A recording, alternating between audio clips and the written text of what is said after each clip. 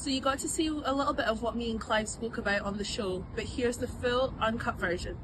Thank you so much for joining us, Clive. Pleasure to be here. So I know you originally studied law. What kind of made you want to branch into journalism, a journalistic career? I'd actually always wanted to be a journalist, growing up in Lancashire. But my parents are from the Windrush generation. They came to the UK in the 1960s, and they didn't travel all that way from the beautiful, gorgeous Caribbean island and its sandy beaches and palm trees and wonderful weather to cold, rainy Lancashire for their son to grow up to be a bum. They wanted a lawyer or a doctor or an accountant or a dentist, a proper job. They didn't want a journalist.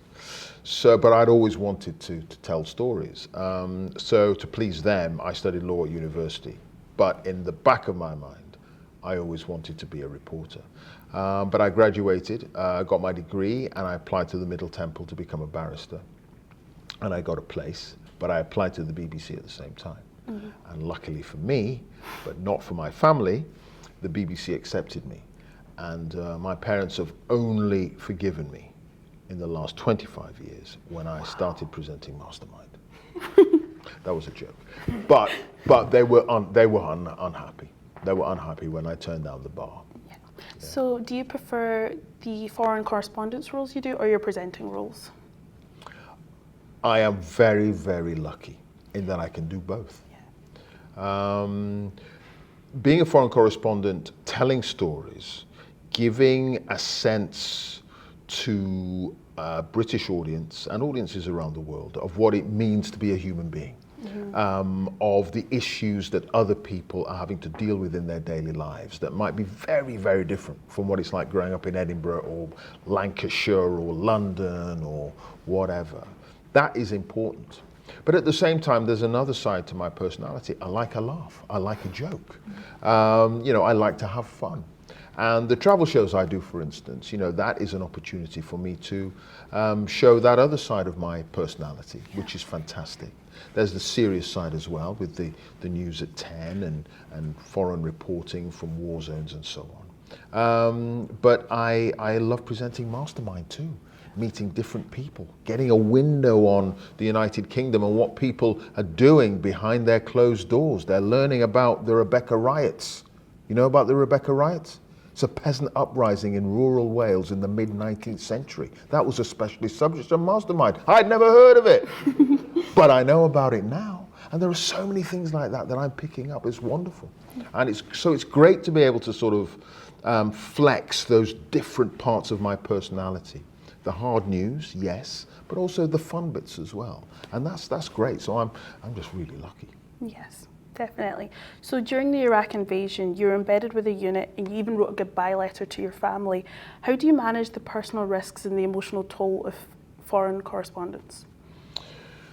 I suppose when I was younger, there was a sense of adventure in wanting to go to all these different places. I mean, I grew up in the 1970s and 80s, seeing, my heroes, Trevor McDonald and John Simpson and Sandy Gall in Afghanistan, and going to all these exotic places that were just so far away psychologically from Bolton in Lancashire and distance-wise as well. And one of my big heroes was a guy called Alan Wicker. And he had a travel series called Wicker's World.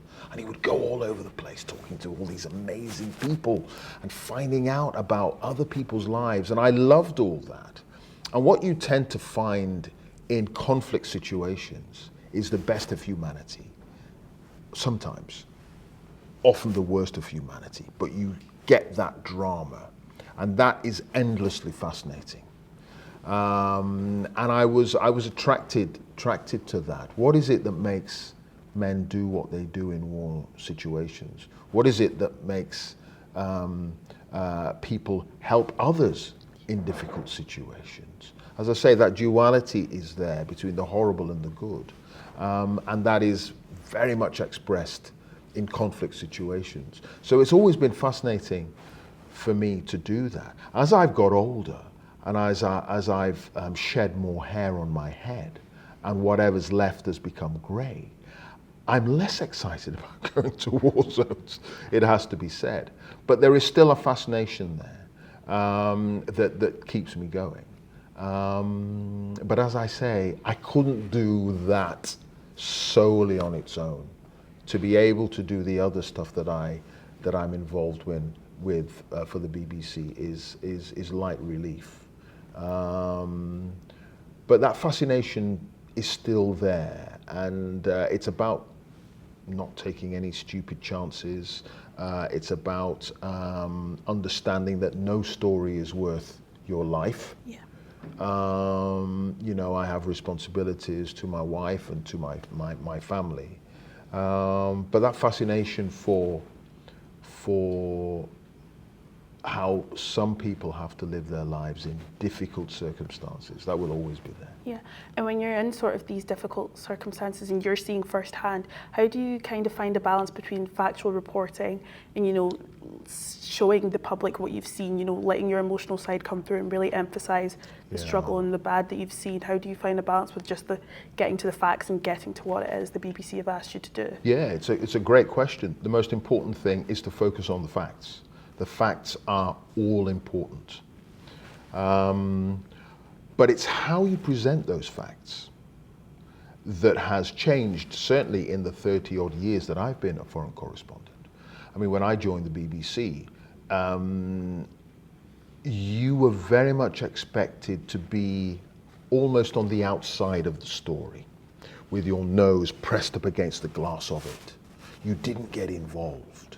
You simply factually rocked up in the situation, saw the facts in front of you, told what you saw, and then you left. But audiences have become, they want more than that.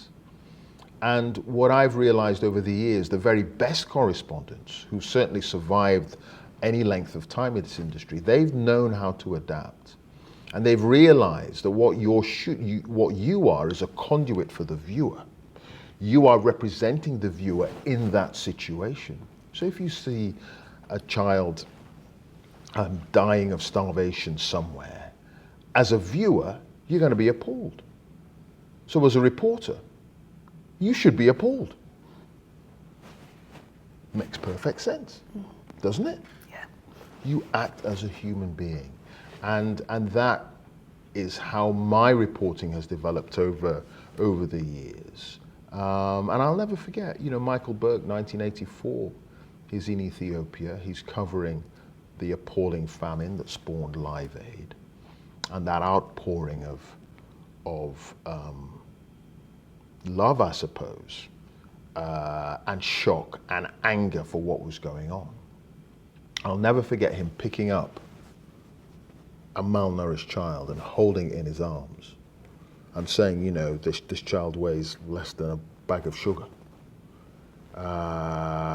And the gesture of him being human, picking up that child and showing his humanity, was as powerful as any word that he could have come up with to describe the devastation of the famine in front of him. He showed his humanity, because every single viewer seeing that malnourished child would want to say, oh my God, let me pick you up.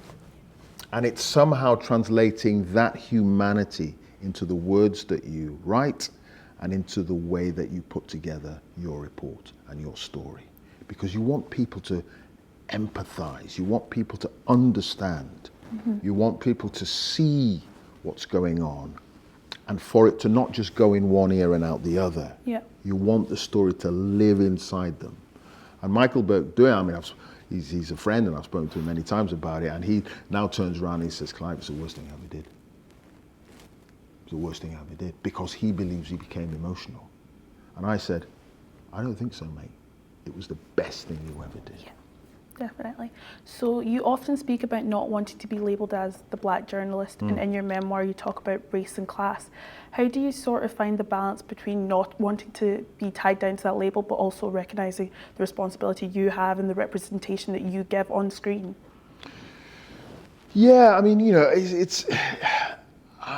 I'm just a black bloke who happens to be a journalist telling stories. I mean, that's it. I ain't Martin Luther King. I'm not Nelson Mandela. I'm just a fella trying to make a buck. I'm doing something that I enjoy. So I'm not walking around thinking, God, you know, I am a template for modern Black Britain. I am a template for multiculturalism. I am a template for diversity. You know, no, I'm just a bloke. But these labels are going to be put on you because there aren't many people of my colour, I suppose, doing this kind of thing. You know, other people will ascribe, you know, labels to you. And that's absolutely fine. That's absolutely fine. I've talked a lot to Trevor McDonald about this because he was, to me, what I seem to be to a lot of young black journalists. And he just said the same thing. I'm just trying to make a buck. Yes, I've interviewed Saddam Hussein and, you know, Ronald Reagan or whatever, but that's just my job. And yeah, it's important that people do not see my colour before I open my mouth. I want, as Martin Luther King famously said, I want people to judge me on the content of my character, not the colour of my skin. And Obama's got a really good quote. He said, look, being black might be the beginning of my story, but it's not the end of my story. It's just a bit more melanin than the cameraman. And, you know, a bit of melanin. Doesn't mean anything. It's what's up here. But people will put those labels on you, and that's absolutely fine. And you know, I just hope that my example of having made a go of this profession, you know, it will help others feel that they can do it too. And it's actually not just people of color, it's women, it's LGBTQ plus, it's people who might be disabled, it's anyone who doesn't fit the mainstream. And so balancing being black and being a journalist, you know, is I'm okay with that now. Yeah. I mean, I suppose I might have been a little bit chippy when I was young. I ain't doing those black stories. I ain't doing those black stories. I mean, I write in my book that, you know, it was, well, I think it was 1996. I was on the taxi rank of reporters, which is basically where, you know, you're sitting there waiting for a story to happen, like Coiled Springs. And the news editor will fire her out. There's a bomb over here, or there's a fire over there, and off you go. And it was Notting Hill Carnival time. And I'm sitting there, I'm thinking, I ain't covering no carnival. I ain't covering no carnival. Send the black guy to the carnival. I ain't covering no carnival. And it's not that long after, actually, women were still being sent out to the soft social affairs stories. And Kate Adie, in covering the Iranian embassy siege a few years before that, was an anomaly. That was something completely out of the blue. Most women were sent to do the soft stories. It was men who went to do bomb attacks and fires and whatever. So there was a labeling going on, not just for black people, but for women as well. And I'm like, I ain't going to the carnival. I ain't going to the carnival. And I didn't go to cover the carnival. I had a long conversation with the foreign editor at the time because I wanted to get into foreign news in the mid-90s. And I said, look, you've got to understand, I am not a black journalist. I'm a journalist who just happens to be black. And what was amazing about that, and which is why I'm still with them, the BBC, and why I despite all its faults, I still love them, he said, all right, we're going to send you abroad. I said, okay. And he said, you know where you're going to go? And I said, where? And he said, Japan.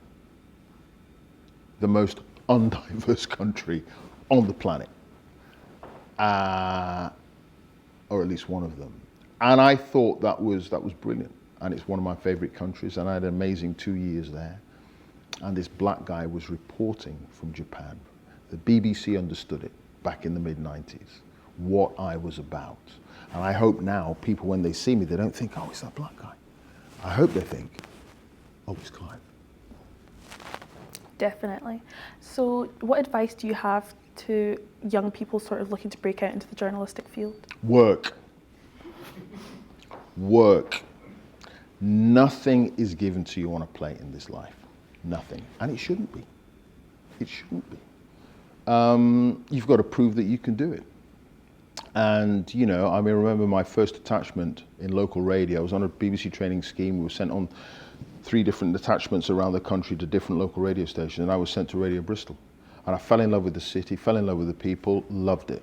And I wanted to stay. I wanted to leave the course and just stay. And the team in London said, no, you've got to finish the full year of the course, then you can go. But I remember trying to put together radio packages for the breakfast program because I knew everybody listened to the breakfast show. Everybody, wherever you are in the world, you listen to the local breakfast show. And they did that in the West Country. So I knew everyone would listen to me if I was on it. So I had to make sure everything I did was really good. I'd be getting in at 8, do the late shift. I'd finish at about 3, 4 o'clock in the morning with the breakfast show presenter turning up at 5 because I was so focused on making this package blended with sounds and effects and the story of whatever it was, making it pristine. I worked my bits off. You've got to work. Mm-hmm. And no one is going to give you a job if you do not show that sense that you're committed to the project, committed to the story, committed to the job. Work. That is the most important thing. And if you work and you can do the job, it would be an idiot who didn't pick you to give you the job, wouldn't it? Wouldn't it? Yeah. Yeah. Yeah. So if you can do it, you're going to get the job. But make sure you can do it. So work. And that is the most important lesson I can give any young person trying to get into journalism. Obviously, it's very different now than it was when I was trying to get in 30 odd years ago. You know, now it's about having a profile on Instagram and having a blog and doing this and that and getting out there, showing a commitment to the profession. In my day, it was maybe doing stuff in local radio or trying to write for local newspapers, getting a portfolio together. Now you need to be active in the digital space.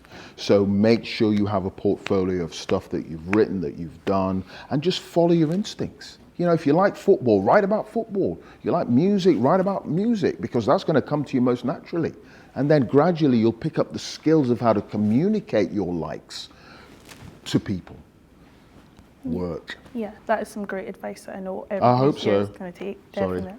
I hope so. Definitely. It's a bit old-fashioned, work. Doesn't sound very glamorous, does it? Yeah, but you've got to true. do it, man. Yeah. You've got to do it. Definitely. So the last question I have for you is, in the 30 years you've been reporting, you've obviously been to a lot of countries more than once. So can you kind of see the climate difference between when you first started reporting and when you're reporting currently? Can you see the difference in the impact that climate change has had on these countries? Yes, I mean, absolutely. I don't think I'm in the position where I can say, well, I arrived 30 years ago and it was cold, and I'm arriving 30 years later and it's hot. But what I have seen is the devastating effects on climate as a result of climate change on certain populations. Whether this is in Central America, people having to move further north to get work because they can't work the land with their animals anymore because it's parched. So you get a hell of a lot more migration into America as a result. That's the result of climate change. The small boats issue that we have in the UK. You know, a lot of people are moving up from sub-Saharan Africa. Because it's difficult for them to continue to make the kind of living that they were making because the land is parched. Climate change has made things really, really difficult. You know, forest fires now, one of the first stories I covered was a forest fire in Central America. It comes in, it happens, it devastates, it goes. Now, covering the terrible bushfires in Australia in 2019, I think it was, what happens? The fire blows in, it lingers, and it lasts longer, and it has more of an effect on the climate and on the surrounding area, because it's scorching completely the vegetation, not just the outer surface of a tree or the land. It's going deep into the epidermis of the crops and of the landscape, making the recovery even longer, because the fires, when they develop, however they're caused, are burning through really parched, dry land. So I'm spending longer covering big forest fires than I was 20, 30 years ago. And that certainly was the case in Australia. I think it was 2019 or maybe a bit later, I can't remember. But it was the last really serious forest fires that they had in Australia. And I was in Los Angeles, where I used to live. I was there at the end of last year for those fires too. And you can see how a much drier climate, a much more parched land, how all that contributes to a greater intensity in the fires that develop at the moment. So it's there for all of us to see. And as societies, we need to try to sort that out. Yeah, definitely. Well, thank you so much for your time, Clive. It's been great interviewing you.